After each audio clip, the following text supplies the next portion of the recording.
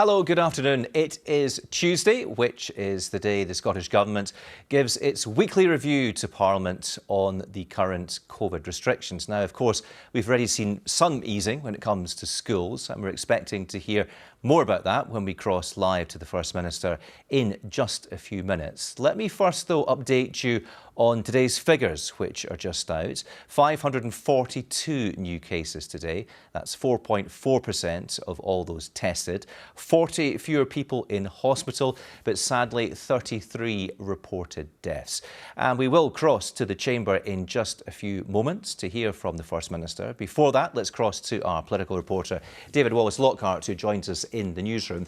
What can we expect from today's statement, David? Well, you're right to say, Graham, today's statement should focus on schools quite a bit. And we already have a plan of where the Scottish Government want to go. They outlined that in their strategic framework. And I suppose today we'll get a bit of an update if there's any changes there. Now, we have P1 to P3 back in school full time. The aim is on the 15th of March. The rest of primary school will go back to join those P1s to P3s, and we will get more senior secondary pupils, probably meaning S4 to S6, spending more time in the classroom. From the 5th of April, the ambition then is to have the remainder back, but that could be sort of affected by school holidays, which would then mean you're talking about S1 to S3 perhaps not being back in the classroom until mid-April. And the Education Secretary has said it's top of its mind how long it could be for them. We could see some movement there.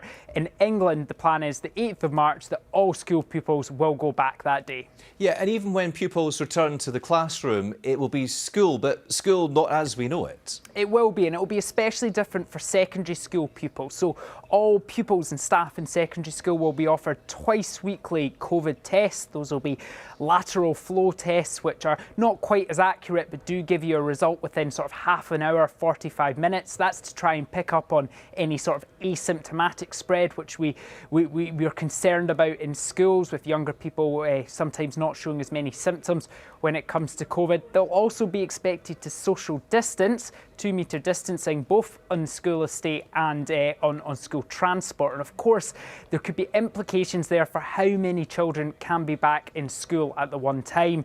That might hear more about blended learning when you do some work in school, some work at home, playing a part there. And face masks will also be a requirement in schools too. So definitely a very different school experience than people were looking at not that long ago, you know, a year or so. But hopefully one that means that there can be more normality for these pupils who, let's face it, have had a very disrupted year. Now, what everybody watching is desperate to hear is when some of the other measures might ease. I don't know if we'll hear much about that today, but will we get some hints of that, do you think?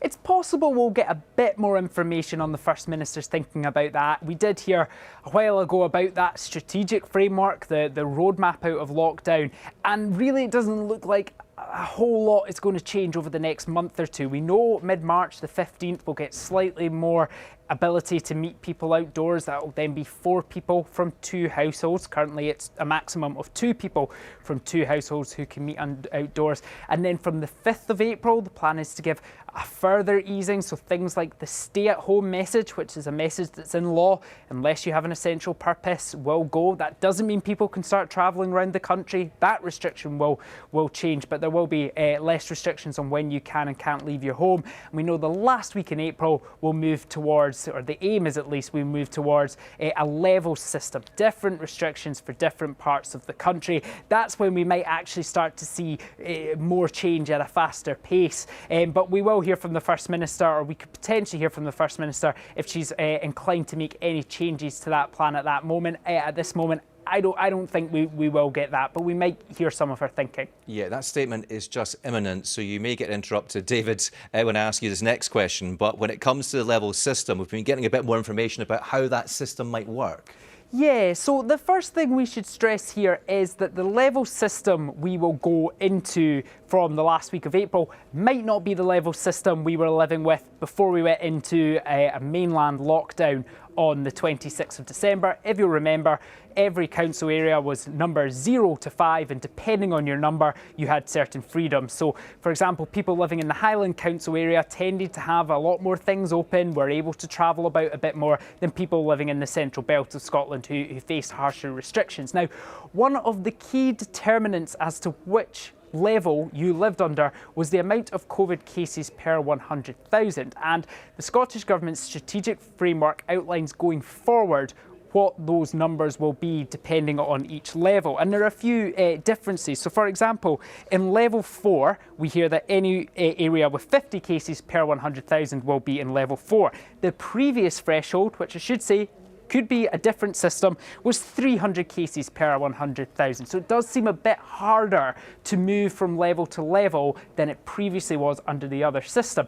We should say that case numbers per 100,000 is not the only factor, but I think I can hand over now to the First Minister, who may explain some more of this. Members who wish to ask a question to press their request to speak button, and I call on the First Minister. Thanks, Presiding Officer. Last week I updated Parliament on the Scottish Government's strategic framework.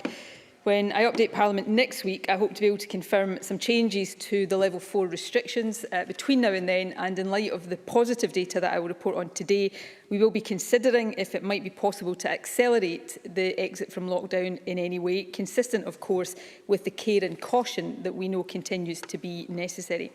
Later today, the Public Health Minister will support the resumption of competitive football in Scottish Leagues 1 and 2, the Scottish Women's Premier League 1, and for the purposes of playing Scottish Cup ties, certain Highland League teams. And I hope this news will be welcomed by football fans across the country. The focus of my statement today, though, is education. In particular, I'll update Parliament on plans to get all children back to school on a full-time basis as soon as possible. First, though, I'll give a brief summary of today's statistics. The total number of positive cases reported yesterday was 542. That's 4.4% of tests carried out, and the total number of cases is now 203,012. 784 people are now in hospital, 40 fewer than yesterday. 71 are in intensive care, which is the same as yesterday.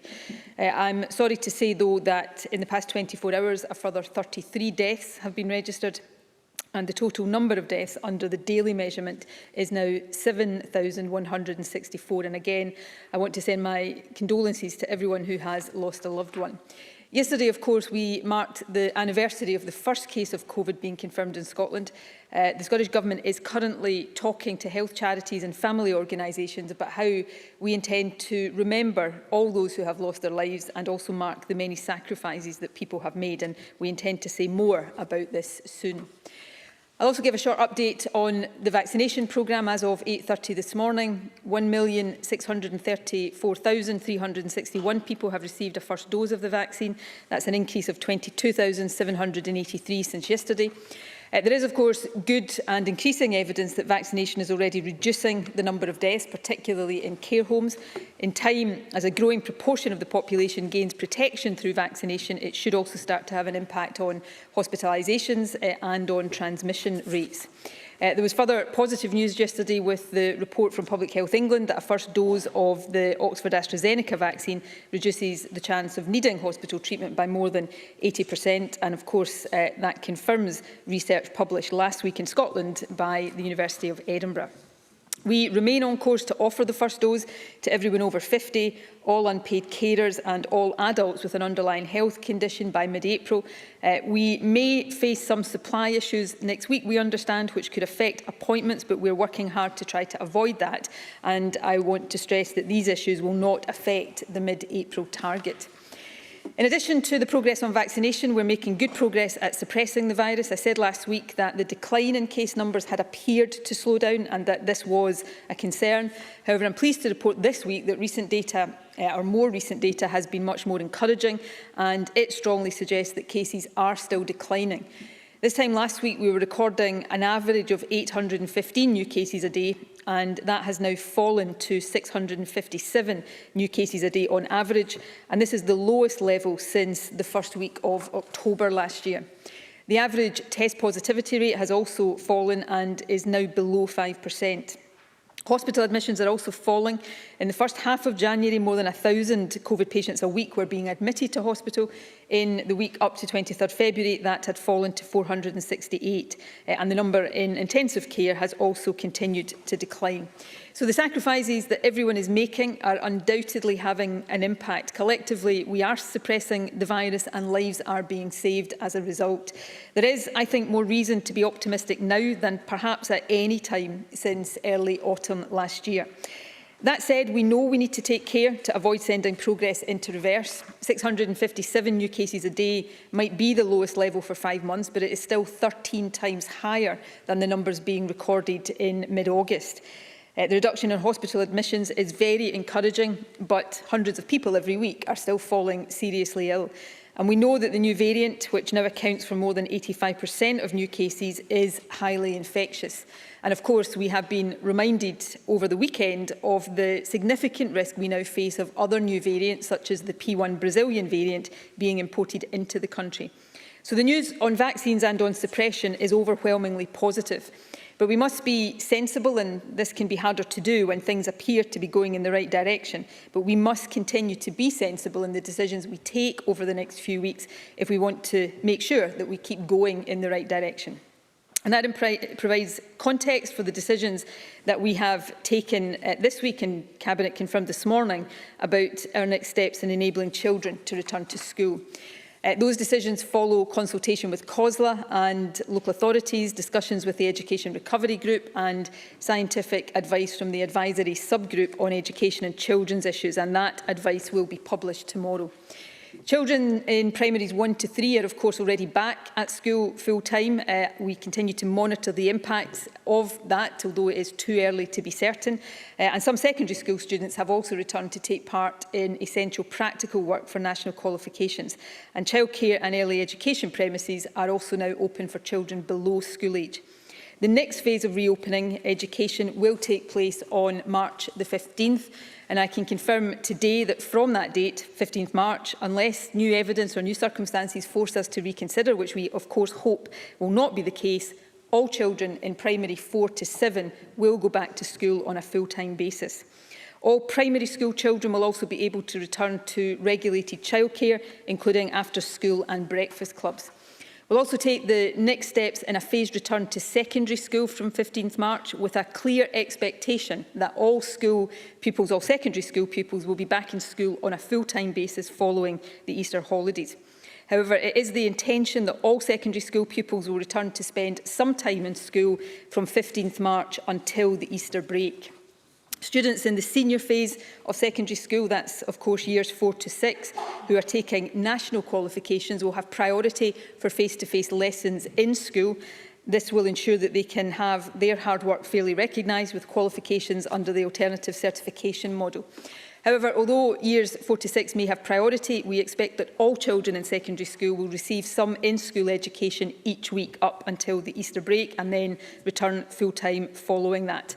This will allow pupils to get used to being back in school and allow them to start seeing friends again. And I'm sure everyone will agree that this is important for the well-being of young people as well as for education. Before Easter, of course, since this will be a blended learning model, we will also continue to ensure that remote learning is of the highest standard possible. Reports from Her Majesty's Inspectorate of Education have shown that the delivery of remote learning has improved greatly between the first and second lockdowns, and I'm immensely grateful to all of the teachers and other education professionals who've done so much to build on the experience of the first lockdown.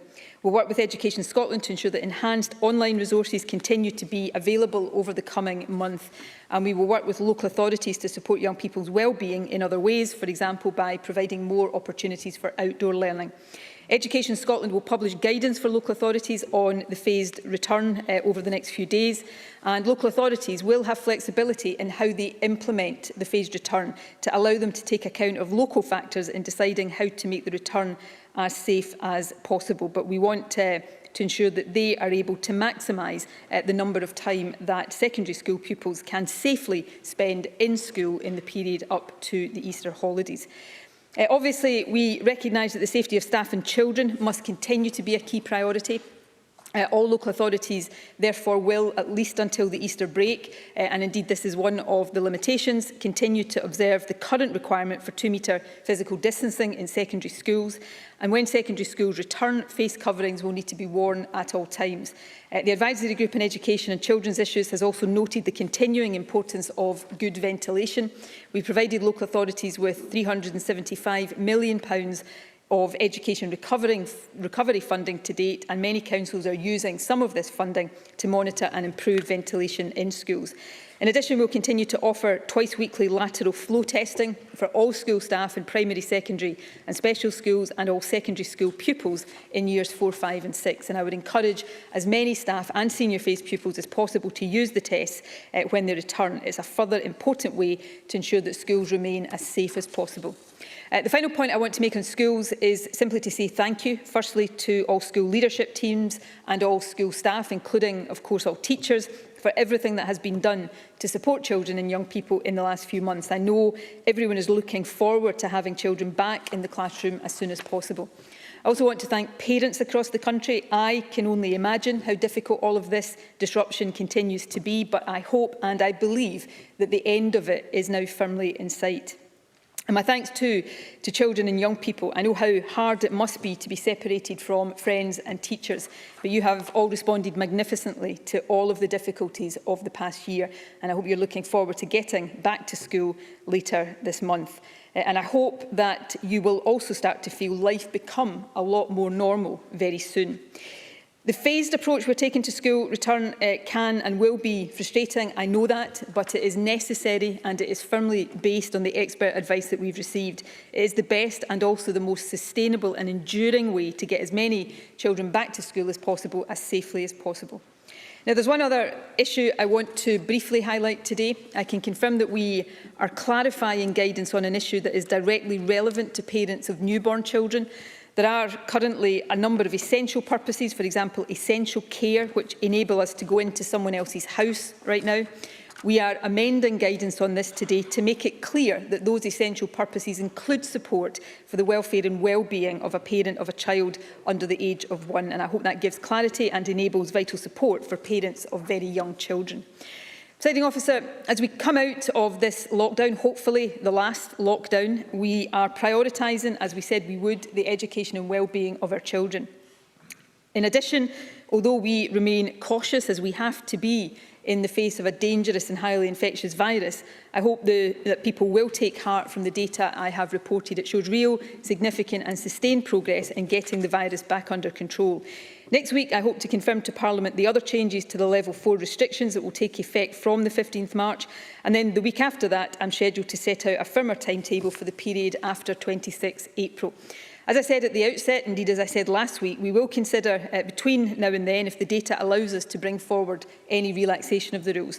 I've always said if we can go further and faster, then we will not hesitate to do so. All of us want to move on as quickly as possible and as a priority to see friends and family again, and that will very much be the focus of our considerations over the next week, and I hope the day for that is now not too far away. But to make sure we don't see any reverse in our progress that would put that in jeopardy, it's really important that for now we all abide by the lockdown rules. So please continue to stick to their letter and their spirit. Stay at home except for essential purposes. Don't meet people from other households indoors. Follow the facts advice when you're out and about. Work from home if you can. And if you're an employer, please continue to support your workers to do so. If we do all of this, we can and we will make it easier for children to return to school and for all of us to return to more normality soon. We'll protect ourselves, our communities and our NHS, and we'll keep the virus under control while vaccinations do their work. So for the moment, please continue to stick with it, stick together and stay at home. Thank you very much, First Minister. We'll move now to questions. Our first question from Ruth Davison.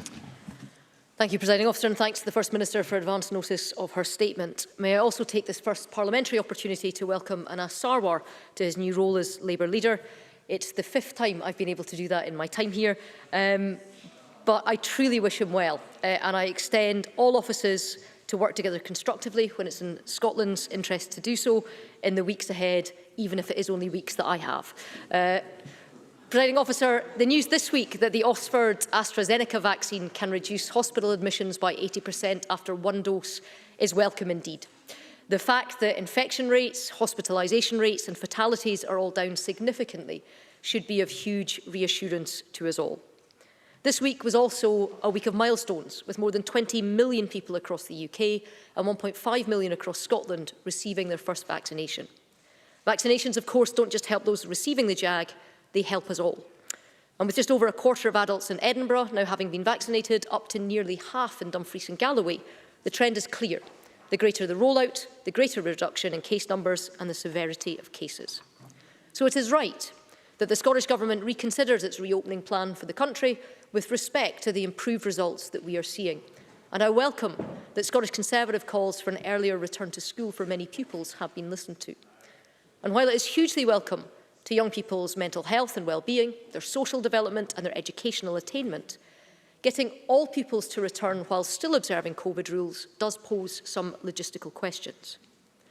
Face coverings and social distancing are now concepts we take for granted in so many areas of our lives, but teachers and head teachers are rightly asking what support they will receive if their school estate doesn't allow for the 2-metre social distancing in classroom that the government requires of secondary schools.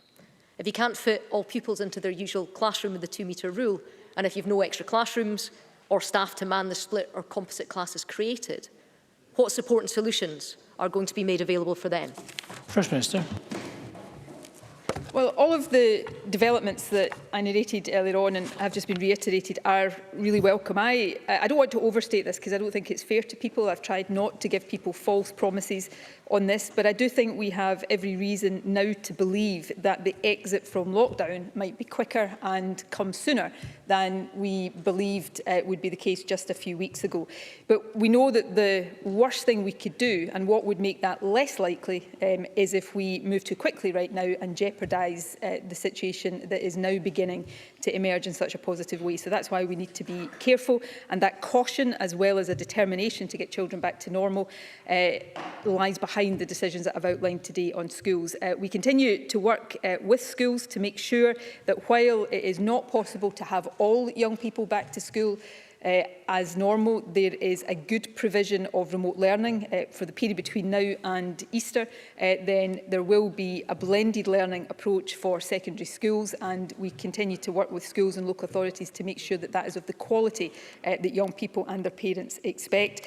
We've given local authorities significant funding to help with practical arrangements in schools. I mentioned ventilation in my opening remarks, but that will cover a range of other things. But key to this, as it was last August when we managed to support the full-time return of school for all pupils and keep schools open virtually for the remainder of last year. The key is to get the virus as low as possible so that as much normality in schools becomes possible and some of the restrictions can be eased, which allows that normality to open up. The additional factor we have now, which we didn't have last August, of course, is what we hope will be the suppressive effect of the vaccine. So these are things we monitor on an ongoing basis, take advice and work with local authorities and schools to facilitate. But I hope that by the time we are coming out of the Easter break, we have further progress that allows much greater normality in our schools than has been possible up until now. Thank you. Question 2 from Anas Sarwar. Thank you, Presiding Officer. And can I thank Ruth Davidson for her very kind comments, and I look forward in a matter of weeks to welcoming my second Conservative leader perhaps even my third Conservative leader in my short spell as Labour leader. Can I thank the FM for advance sight of her statement, and can I extend my condolences to all those who have lost loved ones. This has been a difficult year for us all, and our thoughts and condolences go out to all those that have lost a loved one. As the First Minister said, it is 12 months since the first COVID-19 case was identified in Scotland, and in that time we have seen our frontline workers, our NHS staff, our social care staff and all our frontline workers continue to go above and beyond, and our heartfelt thanks to every single one of them and their families. The vaccine rollout is the light at the end of the tunnel, and it's great to see the evidence of its efficacy giving us all hope. But as lockdown restrictions begin to lift, I do urge the Scottish Government to also focus on our recovery, and I will support all efforts by the Government to bring our communities together and to rebuild our nation. That must be our collective priority for everyone across this Parliament. Presiding Officer, parents across the country are worried about their child's education and their child's mental health. Can the First Minister therefore confirm when our government will set out details of a national recovery plan for Scotland's pupils and our education system? Figures published today on child and adolescent mental health services show that more than 1,500 children are on waiting lists already waited more than a year to be seen by a specialist, more than 1,500 children. And the last quarter, 25%, 1 in 4 children, had their referral rejected. What more can the Scottish Government do to give support to children who need it right now, particularly in crisis services? And finally, Presiding Officer, the Scottish Government has a target of 400,000 vaccinations a week, a target that I have welcomed and that I support. But the numbers from the last week in February show an average of around 29,000 vaccinations per day, and yesterday fewer than 23,000 people were vaccinated. And today the First Minister has suggested that already there's a potential of slowing vaccination rates going forward even further. When will we have that target met of 400,000 vaccinations a week so we can collectively get out of this crisis? First Minister. Well, can I also take the opportunity to welcome Anas Sarwar to his place? I don't want to brag here, and I'd have to count, but I think I'm probably well above 5 when it comes to Labour leaders that I've faced across this chamber. Can I say, in all seriousness, there is also a historic nature to Anas Sarwar's election as leader of the Scottish Labour Party, and I think it speaks well of the diversity of our country. So for that reason, if for no other reason, I wish him well in the job. It also proves one other thing, because Anas and I will not just face off across the chamber as respective leaders of our parties. Of course, we are opponents in the constituency of Glasgow Southside. So I think we've just proven again over the last few days that Glasgow Southside is actually the centre of the universe, which I know everybody in the chamber will agree with as much as Anas and I do. But I wish him I was going to say I wish him all the best. I wish him a modicum degree of success in the weeks ahead. On the questions he has asked me, in terms of a national recovery plan for education, the work to support recovery in education is already underway. The funding I've set out, the steps that we are supporting with local authorities, so provision, for example, of tutoring support through eSchool, the money we've made available for additional teachers, the extra funding for local authorities that they can use flexibly based on what they consider is the most appropriate way, and we will keep that under review. I have said, Deputy First Minister has said, supporting children to come through and to catch up, not just educationally, but in a whole range of ways from the experience of the last year, will be a long-term project. Similarly, on mental health, we've already published a mental health recovery plan. The Mental Health Minister will continue to keep Parliament updated. Before the pandemic, transforming and redesigning the provision of child and adolescent mental health services was a priority. So one of the things we had already made real progress on was mental health counsellors available for all secondary schools. That work needs to pick up and be intensified as a result of the experience of the pandemic. Finally, on vaccination, we exceeded the 400,000 a week when we had the supplies to do it. So the constraining factor right now, which is not within our control, is supply. The dip in daily vaccination rates in the last couple of weeks, which we flagged in advance, was entirely down to supply. If you look at numbers across the 4 nations, you will see that same dip. We expect that there might be another dip in supply next week. We don't expect that to affect the mid-April targets. But we're in a position now, I'm not complacent about this, it takes a lot of work by a lot of people across the entire country. We're in a position now to be able to go as fast as we have supplies to vaccinate people. The constraining factor is the supplies, and that is why we continue to talk regularly to the pharmaceutical companies to get as long-term a line of sight on their manufacturing and supply prospects as we can, but we'll vaccinate people just as fast as we have the vaccine to do it. Thank you. Alison Johnson, to be followed by Willie Rennie. Thank you, and may I too welcome Anas Sarwar to his new role as Labour leader. The Scottish Greens have long called for action to be taken to make our schools safe, particularly for regular testing for staff and senior pupils. Parliament voted in support of our proposals before Christmas, and I welcome that they've finally been delivered. Another proposal that we and the EIS have made is that teachers and school staff be vaccinated, be prioritised for vaccination. So far, this has only been accepted for some additional support needs staff, But even this isn't yet being delivered across Scotland as planned. I understand, for example, that special school teachers in Lothian have been turned down for vaccination. So can the First Minister clarify when all ASN staff will be vaccinated, and will her government take action to ensure this is delivered? Thank you. First Minister. I'll certainly look into the issue or the claimed issue of a particular problem in Lothian. Directors of Education have been asked to identify staff who fall into this category so that they can have vaccination as quickly as possible. But if there are particular issues, I say this across the chamber, if there are particular issues in particular parts of the country, make sure we are aware of them so that we can immediately go onto them and try to resolve them. And I'll come back, or I'll ask the Health Secretary to come back to Alison Johnson on that point. More broadly, we are following the advice and the recommendations of the Joint Committee on Vaccination and Immunisation. I think that is the right and the only thing to do. While supplies of vaccine are still constrained to some extent, we have to make choices about who gets vaccinated, and the expert advice is the right way to make those choices. We're following the initial prioritisation plan, which, as I've said before, we will be working to do as quickly as possible, and then we will move into the rest of the population, which the JCVI recommend continues to be done on an age basis. So teachers will be done in line with that priority. And of course, many teachers will already have been vaccinated if they fall in one of the categories that have already had priority.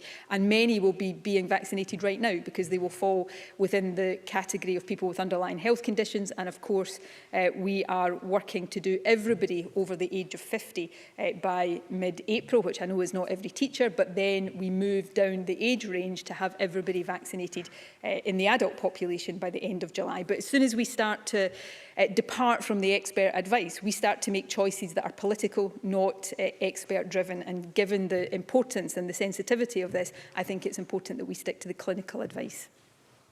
Willie Rennie to be followed by Ruth McGuire. I welcome the changes for newborn babies. It's something that we on these benches have been arguing for some time. But perhaps it was unwise for the First Minister rather sneer at other governments for making up dates when the dates that she set last week haven't lasted 7 days. The 3-week review has changed to a weekly review. And I want schools back as soon as possible. But the result of this last-minute change is that there is no guidance ready, and teachers have been left to clear up this issue and make it work. If 2/3 of the class will be at home because of the 2-metre physical distancing, how will teachers juggle the additional workload? There are no more hours in the day. So teachers are exhausted. They've been working incredibly hard with this remote learning. So is this the way to reward them? Minister.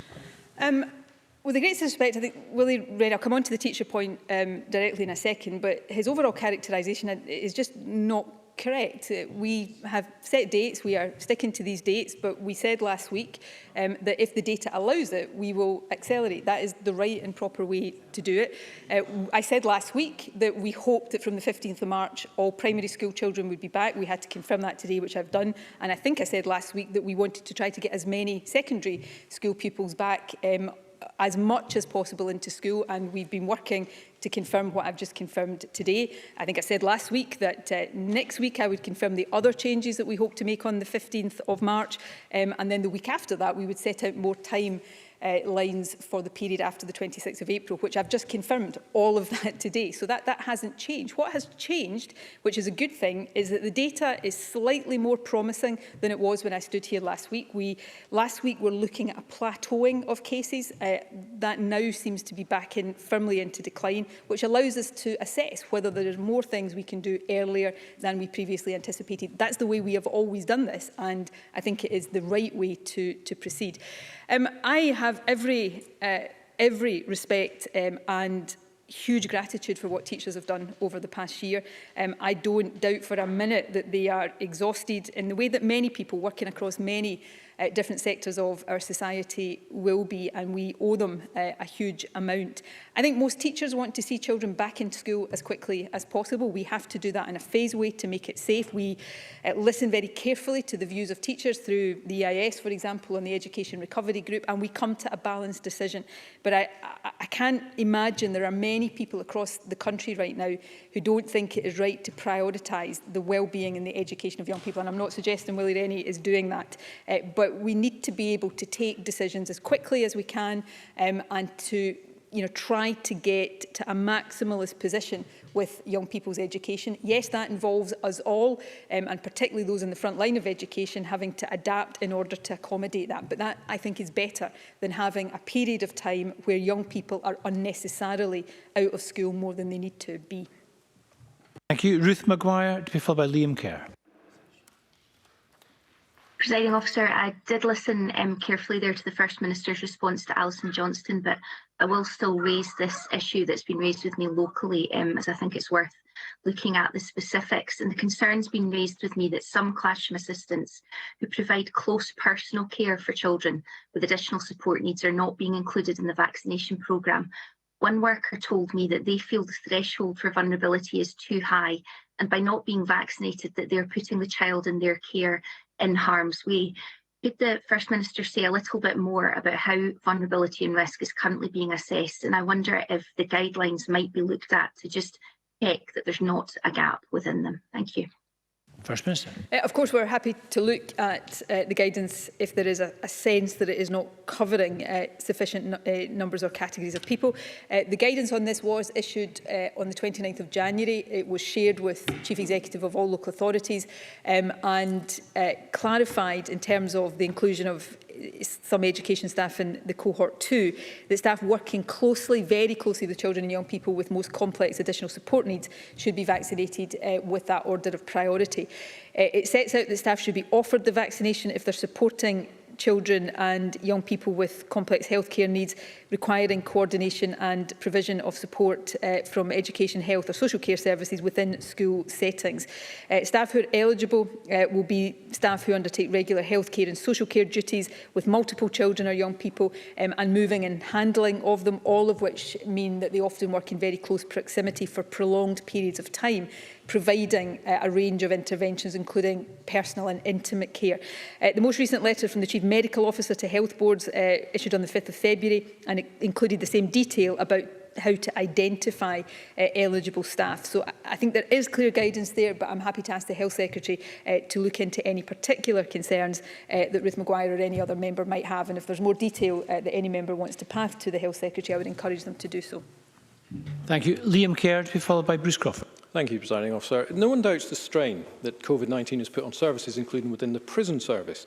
Now, last summer, the government took a decision to release several hundred prisoners early as a response to the pandemic, but figures just out show that more than 40% of those released are already back in jail. So I warned at the time that the government needed to put a robust monitoring strategy in place to protect the public. So can I ask, why didn't it? And can the First Minister confirm whether, given the statistics she's just set out, there is any intention to release further prisoners early? First Minister. I'll ask the Justice Secretary to write with the details of monitoring that's in place. And I don't mean this flippantly, and I'm certainly happy to look into the detail of this more.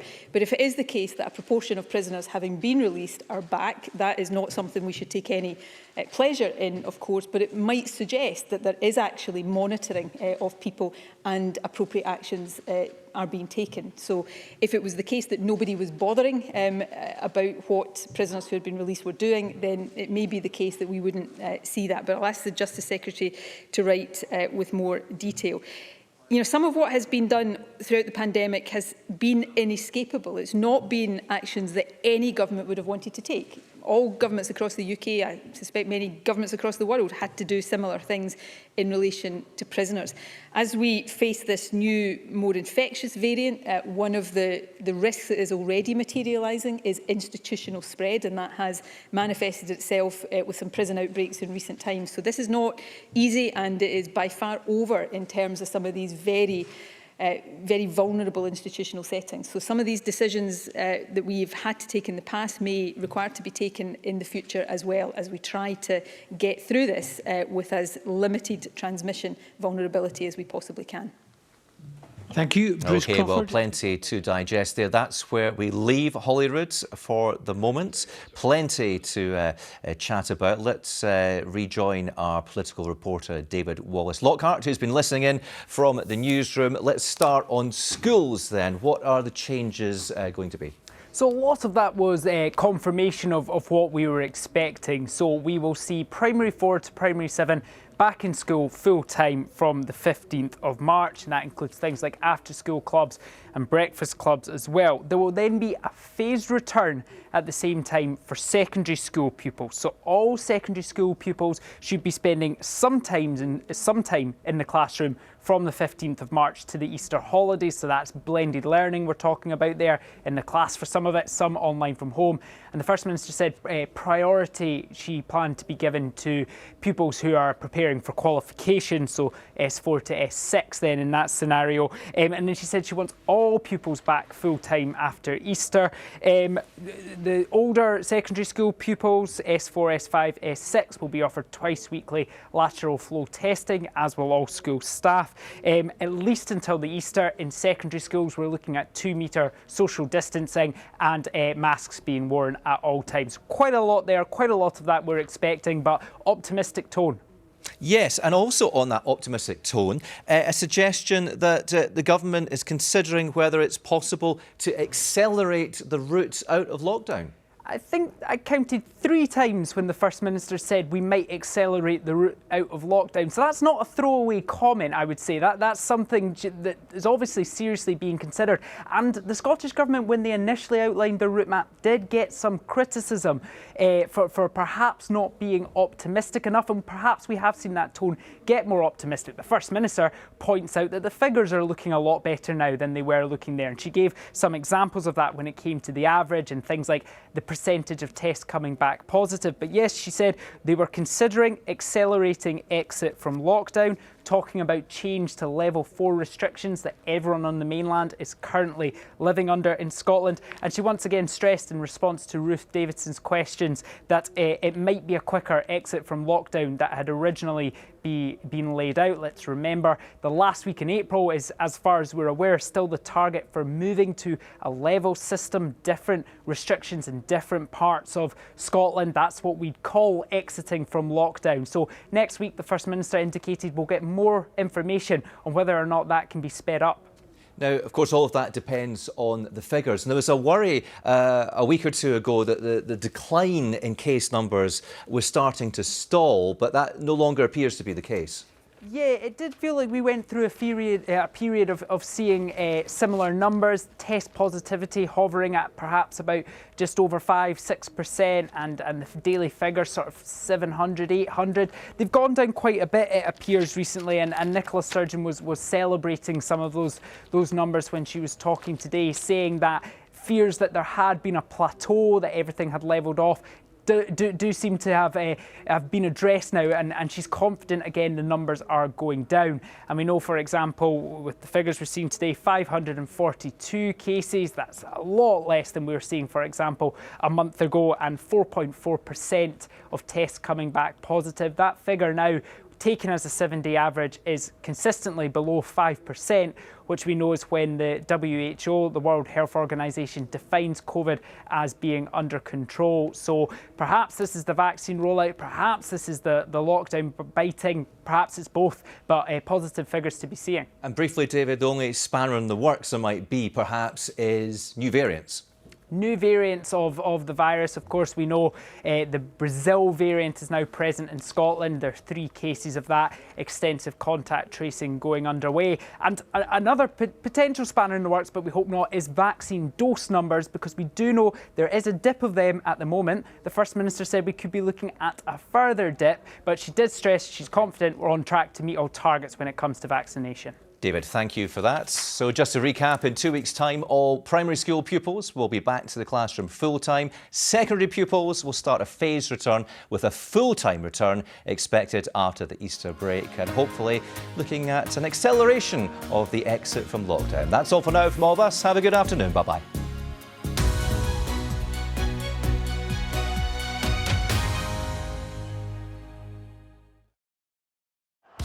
Don't miss live football and Scottish Premiership highlights on the BBC Scotland channel. Oh, what a goal! This is top drawer. That is just fabulous. Sensational. It's a great header. Oh, that is a terrific goal. He smashes it home and he scores! The weekend's action kicks off with Raith Rovers versus Dunfermline live, Friday at 7:30 on the BBC Scotland channel.